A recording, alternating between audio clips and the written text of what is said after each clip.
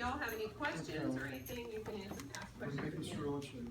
Yeah, here's the story. My name is Mitch Prusin, or as Carla Ariel and Tim Barub, they call me Miguel Guapo. And I was, when Susan and I first, when did you start here, March? February. February, we kind of sat down and we're talking, she got to know the agent. And I told her my story and she said, you know what, I think it'd be good to share with the group. So we call it Cancer to Cap. I capped in 6 months. So she said, when you cap, so I capped in May. And this isn't, I'm not gonna talk to you guys about calling on FSBOs, working your database, doing bold, doing mega camp coaching. I'll talk to you about This isn't one of those kind of talks. I'm not that person. We're not gonna talk about that. But I'm gonna tell you my story. And this is it. About exactly a year ago, end of July, I was getting my regular physical and went to the doctor. And the thing is, I was feeling great. I played tennis. It was 94-degree heat for 2 hours. Got my regular physical. How you feeling? I feel great. It was wonderful. Called me a couple days later. Says, hey, Mitch, it's Dr. Smitty. I just want to talk to you. Everything looks great. Your cholesterol, blah, blah, blah, but your blood levels are a little bit low. Have you been feeling tired or weak lately? And I said, no. He said, come back in. Let's take your blood again. So I went in a couple days later. He took my blood again. It was slightly lower also. And he said, you know, I'm not sure what this is, but just to make sure, even though you're feeling great, I want you to go to an oncologist. If I get emotional, if I make you laugh, I'll make you cry, then I've done my job. Okay. And so anyway, wait till you hear the whole story. You can stay as long as you want. You're good. So I went to the gastroenterologist, and he said somehow I was having internal bleeding. He said, you look fine, but let's just do a colonoscopy. So I got a colonoscopy, and they found there's something there, and I'll never forget it. Let's see. Well, I know what he said. It was a Monday. It was the last Monday in August, last summer. Called me up. He said it tested positive for cancer. So the good news is it looks like it's really early, and I'm going to give you the name of a surgeon. Next thing I was in the surgeon's office, he says, he showed me diagram. I was with my parents, so that was nice to have. And he says, basically, it's pretty simple surgery. We got to get it done. So September 3rd, I'll never forget, 4:30 in the morning, I'm at DeKalb Medical. I don't know if any of you guys live in Decatur, but getting surgery. So the good news is that it was early stage colon cancer, but it still was cancer. They got it all out. I was in the hospital for 4 days. Let me tell you, that's very, very humbling. And I don't know if you guys have ever had surgery before, when you're hooked up to an IV, and it's humbling, but the good news is they got it all, and I had some great points, by the way.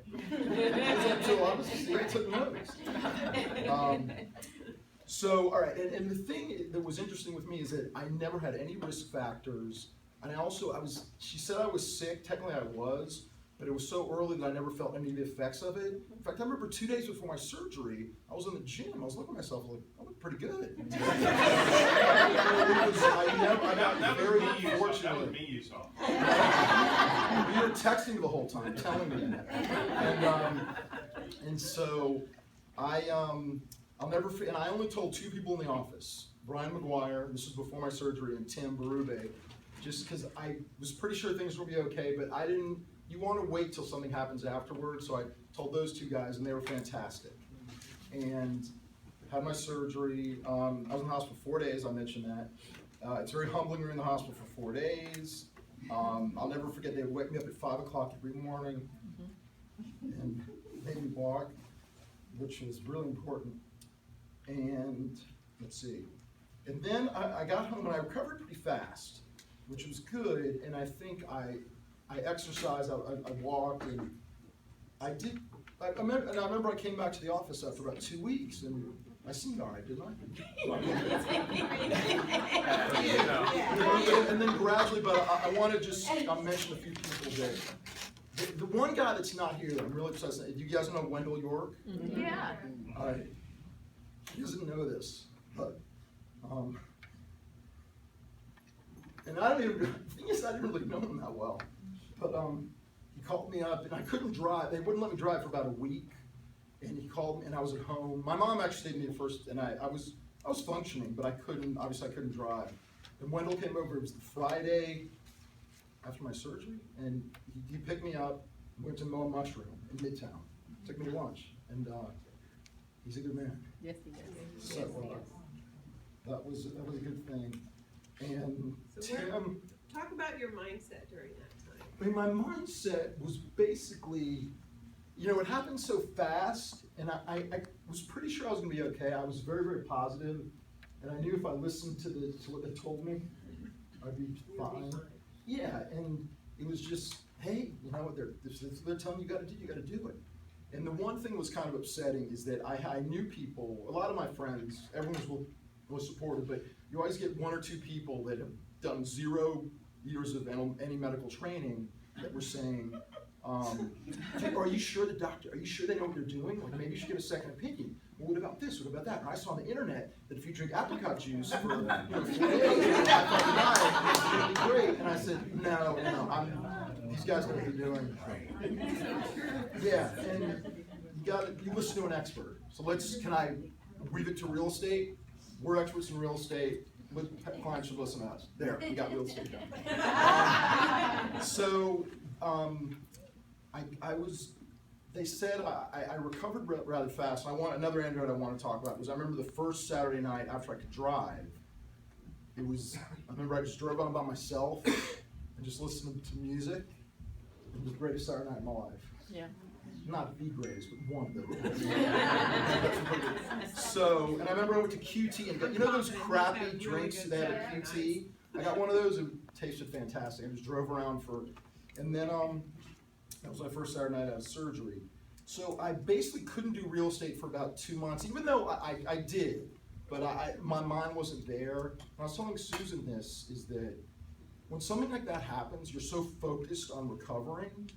And I got lucky because I was out and about, and I was able to pretty much be myself, although I couldn't do any strenuous exercise, and I couldn't do tennis for 3 months. Yeah, and your priorities change, but as far as you're so focused on that, and that's all you think about, then as you get better, you kind of miss it. And it's like a weird phenomenon. It's almost like being in a horrible relationship. It becomes such a big part of you that you kind of miss it when it's gone. So all you could think about was, I know I'm gonna get better. I just want to focus on this. And I still liked real estate, but I knew it wasn't my priority. And I want to thank Tim and a few other guys. Jeff Morabito were also really supportive and helped me out with certain real estate stuff. But I didn't really care, so I kind of took a break. And how did you get your mind back into mainstream life? What was that process like? it just happened. It was just, I think, because I never felt sorry for myself. And like I said, it was early stage, so I was technically never sick. But there's a part I need to. It's a really important part. Even though the surgery happened and they got it all out and there was no spreading, what it is now is that it's all about prevention. And so they said, I want you to go to an oncologist. Even though you're fine, we just think it's best. So I went to an oncologist who was fantastic. And he said, Mitch, it was early stage, but we still want to have you, there's a medicine called Xeloda. And it wasn't, I know you see most chemo patients have the port, exactly. Mine was oral. So for 6 months, from October to April 7th, I'm good with dates, every 2 weeks, 2 weeks on, 1 week off, I took these pills, 6 in the morning, 6 at night, 6 in the morning, 6 at night. And the effects, on a scale of 1 to 10, believe me, it sucked. It sucked. But the side effects were probably, I'd say like a 3, a 3.5. And I could do everything physically, and I gradually got all my strength back, and I was able to I remember I'd go to the gym. I remember the first time I did 10 minutes on the elliptical, and to me I was so emotional because wow, I did 10 minutes because you work yourself up. And the first time I got on the tennis court, I cried a little bit because I was pretty emotional. I'm still not that good, but and so the medicine, so the side effects were, it's just kind of having this medicine-y feel all day, and it messes a little bit with your digestive system. Food tastes weird. You get I have really dry hands and like dry sinuses, and you just have this medicine in you that you hate, but you know you have to do it. And the weeks off were great, and it was a residual effect or a building effect. And I would every 3 weeks, and it was always on Tuesday mornings, so that's my excuse for missing meetings. Every 3 weeks, I'd go to the oncologist. You were excused. I was excused. And that's a very, very, very humbling experience when you're in this oncology. Believe me, you guys want to have, when you're kids or you have any siblings, you want a job with excellent job security, become an oncologist. Because the waiting room is packed. And I was probably the youngest person there by 20 years. You also see some kids in there, and that's really emotional. And every 3 weeks, they would take my blood, take all my vitals, and gradually I was getting, the CBC is your blood count. And after about 2 months, he was like, you're basically 100% healthy, but you cannot stop the medication. I don't want you to stop, even though he's like, nope, we gotta finish it, gotta finish the cycle, you're gonna do it. And I did it, and I hated it, but looking back, you just power through it. And this is an interesting point. One of my friends is a doctor, and I kind of told him my situation, and I said, physically I feel great. After about January 1st, I was focused 100% on real estate, but socially, I just didn't really feel like going out. Another one of the side effects is that you have zero tolerance or zero desire for alcohol. So, I mean, I'm not a big drinker, but I don't want to drink anyway. You know what? You don't really miss it at all. But I would just come home sometimes on a Friday and just chill and say, I just don't want to be social. And he said, you know, that makes perfect sense, because when you're going through something like that, something has to give. Something has to. You can't be at high levels and everything. And that was that's how you reacted to it. But thank God, physically I was fine, and exercise was very important. I had, even if I didn't feel like it, I would walk 2 or 3 miles.